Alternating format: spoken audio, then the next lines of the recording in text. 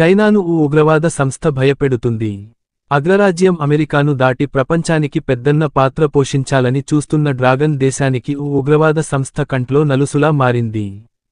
బుధవారం జరిగిన ఐక్యరాజ్యసమితి సమావేశంలో తూర్పు తుర్కిస్తాన్ ఇస్లామిక్ ఉద్యమం అనే ఉగ్రవాద సంస్థపై వెంటనే చర్యలు తీసుకోవాలని చైనా డిమాండ్ చేసింది.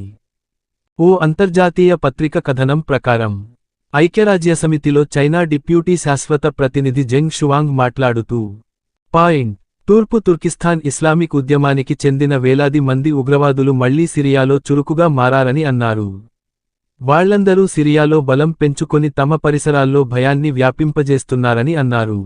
దీనిపై తక్షణ చర్యలు తీసుకోవాలని, లేకపోతే పరిస్థితి మరింత దిగజారిపోతుందని అభిప్రాయపడ్డారు.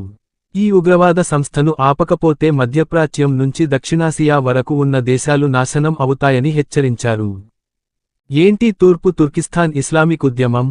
1990లో పాకిస్తాన్, ఆఫ్ఘనిస్తాన్లో హసన్ మహ్మూద్ ఈ తూర్పు తుర్కిస్తాన్ ఇస్లామిక్ ఉద్యమాన్ని స్థాపించారు. ఈ ఉగ్రవాద సంస్థ అంతిమ లక్ష్యం తుర్కిస్తాన్ అనే ప్రత్యేక దేశాన్ని సృష్టించడం. విదేశీ సంబంధాల మండలి నివేదికల ప్రకారం చైనాలోని ఉయ్ఘర్లకు ప్రత్యేక దేశం ఏర్పాటుకు సహాయం చేయడానికి ఈ ఉగ్రవాద సంస్థ ఆవిర్భవించిందని పేర్కొన్నాయి. ప్రారంభంలో ఈ ఉగ్రవాద సంస్థ అల్ ఖైదా నుంచి నిధులు పొందేది. 2002లో ప్రపంచం ఈ ఉగ్రవాద సంస్థపై నిషేధం విధించడం ప్రారంభించింది.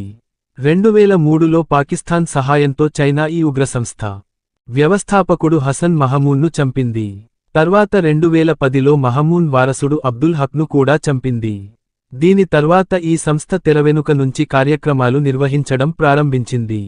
నాటి నుంచి ఈ ఉగ్రసంస్థ అధినాయకుడు ఎవరో ప్రపంచానికి తెలియదు. ఇప్పటికే చైనాలో ప్రకంపనలు. చైనాలో 2008 నుంచి 2014 వరకు ఈ ఉగ్రవాద సంస్థ వరుసగా 8 ప్రధాన దాడులను నిర్వహించింది. వీటిలో కాష్గర్ దాడి, బీజింగ్ ఒలింపిక్స్కు ముందు దాడి, ఉరుంకి అల్లర్లు, కున్మింగ్ రైల్వే స్టేషన్ దాడి ఉన్నాయి.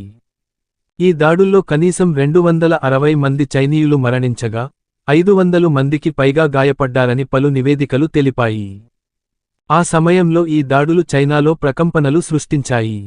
దీని తరువాత చైనా ఉయ్ఘర్ ముస్లింలను నేరుగా తన రాడార్లో ఉంచడం ప్రారంభించింది.